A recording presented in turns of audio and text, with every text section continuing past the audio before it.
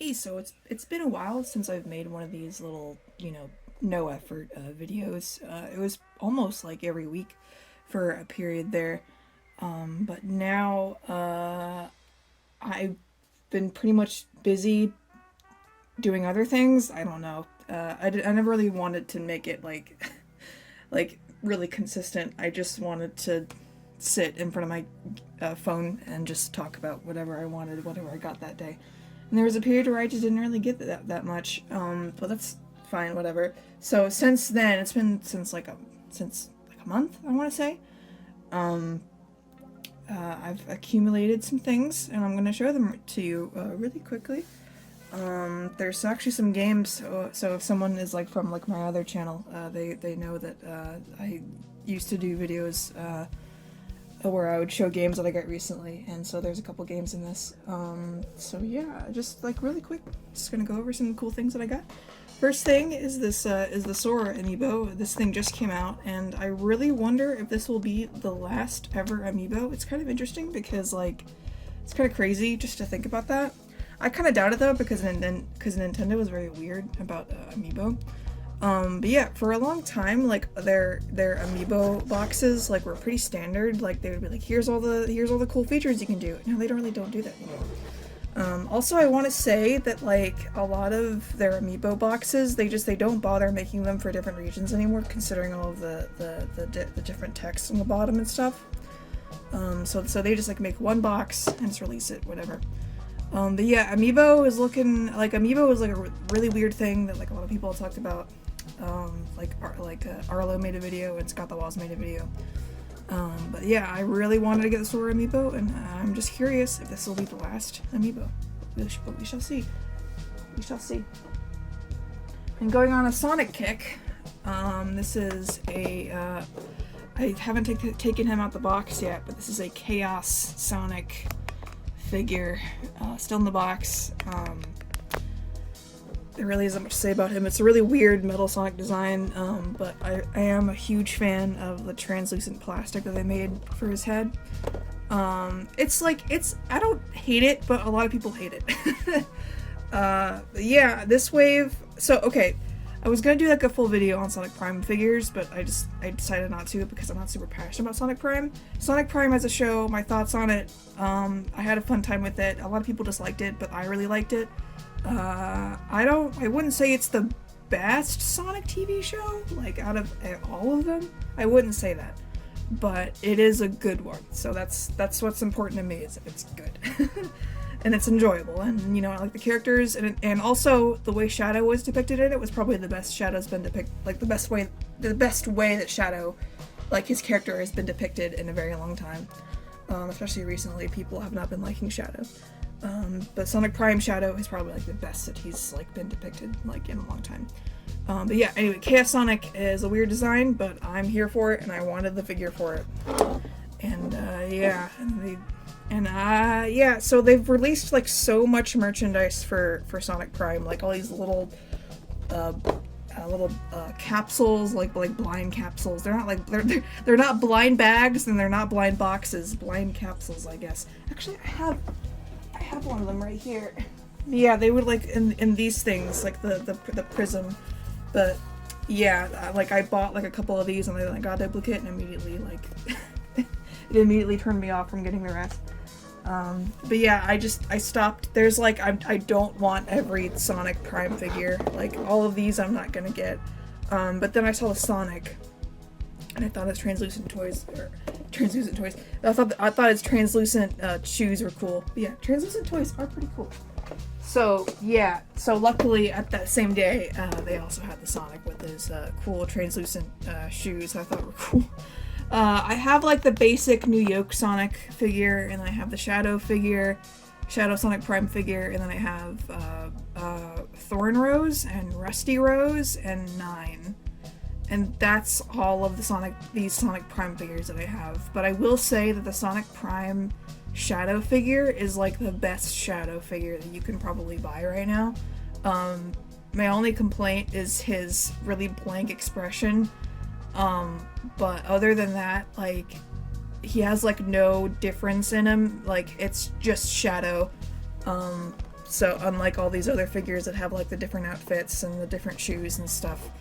But yeah, I wanted Grim Sonic, so even though I already have New York Sonic. But yeah, see, it's the same wave. But yeah, I'm probably not gonna get any more Sonic Prime figures. They are releasing like they're releasing another wave with a recolor of Chaos Sonic that showed up in the last season for Sonic Prime. Yeah, anyway, enough about Sonic Prime. My point is, I don't want to get all of the merchandise for Sonic Prime. It's really not what I'm interested in at all. It was like way too much. So this is one thing I want to show off really quick, but also complain about. So this, I forget when this set released, but it's like a blind box set where you can get like each one of these bits separately, so you can see that there's like divots in the ground here. So when you get the full set, you can connect them all like this. But yeah, this like from a distance looks amazing, but like putting this together was like not a good experience at all. And it's like made me tempted to like super glue it all together, especially like the rings. Like this ring right here is just totally loose. It's like it's not connected at all. See, it's like rattling a little bit. But yeah, and Tails was probably the hardest to put together because you have to like set him on this pole on this rod right here, and then you have to like set the back of his foot on like one of the palm tree leaves. It's crazy. It's crazy. I know they wanted it to be dynamic, but it's like in this and the budget you have and the form factor of these, I would rather it just be like Knuckles, where it's just like, you know, I mean, I get it. They wanted to show off the unique characteristics of each character, you know, and I get that. Like, see, like Amy right here, she isn't even set in all the way because it was just so tight and weird and hard. But yeah, so this company that made this set made two classic Sonic sets, and then they made a modern Sonic set, and I just never had the modern Sonic set until now, because I had none of the places that I usually frequented, like the stores that I would frequent, never carried this wave of Sonic figures. So now I have the full set, so that's really cool. And then the last Sonic thing that I'm going to show you is, February 1st this year, 2024, was MegaCon in Orlando, and over there I got this guy. So this is a really cool Japanese statue for Sonic Frontiers, which is crazy because I have not played Sonic Frontiers yet. I've seen the whole game, I've seen like the DLC as well, like the DLC where he plays Knuckles, Tails, and Amy. But yeah, this is like one of the really cool Sonic statues that was only released in Japan, I believe, with the Coco. I thought it was neat, and I found it at MegaCon, and I'm like, I'm never gonna see this again. So yeah, I just bought it, and it looks cool. It's really well made. But yeah, it's pretty much it. It's a really cool addition to my collection and a cool thing to sit on the shelf. So let's get into the games, and this game I'm going to show first because I'm going to talk about the next series that I show a lot. So this is like a weird, okay. So my favorite thing to collect for the PlayStation 2, my favorite console to collect for is the PlayStation 2, and my favorite type of PS2 game is really weird licensed games. And this is a game that like I had never heard of, never even knew existed. This is Biker Mice from Mars. I know Biker Mice from Mars is a television show, but what I did not know was that it had a reboot in like 2006 or something. Yeah, I knew that there was like a Super Nintendo game for Biker Mice from Mars, but I had no idea there was a PS2 game, and that's when my interest was piqued. Yeah, this is apparently not a very good game, but like this is the exact kind of game that I would love to play around with and collect. This is right up my alley, and also like the condition of the disc was immaculate. It was literally just like in a bin, and like anybody could like come up and touch it, you know. So just like the fact like that situation, it's like, oh, this is probably not like a really well conditioned game, but. No, it was. It's pretty good. So yeah, it's a really weird collection really weird bit piece added to my collection that I'm excited to play through, and I am very happy to have a copy of. So this next series is what has been plaguing my mind. Plaguing sounds negative. It's been infecting my brain for the past I don't know, like a couple weeks. I'm sure everyone's heard of it, but I still want to talk about it really quick. This is Psychonauts. If you've never played Psychonauts, you should play Psychonauts. If it interests you at all, it is the time to play it. But yeah, I wanted to get a copy of Psychonauts in the original Xbox. The type of games that I collect, it's like seriously, like the prices range from like $10 to $15, like maybe $20 sometimes. Like it's like the games that I collect are games that like nobody wants, pretty much, or just there's just so many copies out there in the wild that like not a lot of people are like asking for, and there's not very high demand. But this game, so the story of this game is that it came in 2005 and it sold like ass. It sold terribly. And so but it's still, even though it reviewed like really well, it like, I guess just like public opinion just like wasn't that high yet, and like the word of mouth didn't really work here. So yeah, this game sold really terribly, but it's a really good game, so that's the formula for a cult classic. So nowadays the demand for this game is pretty high. So the prices for this game, for like an original copy of this game, is higher than usually. It's higher than usual. You know, it's not like super crazy expensive. It's not like It's not like it's not like you can't afford it. You know, it's like around like $40-$50. But yeah, so I was like, okay, I am fixating on the series right now, and I need like an original copy of Psychonauts.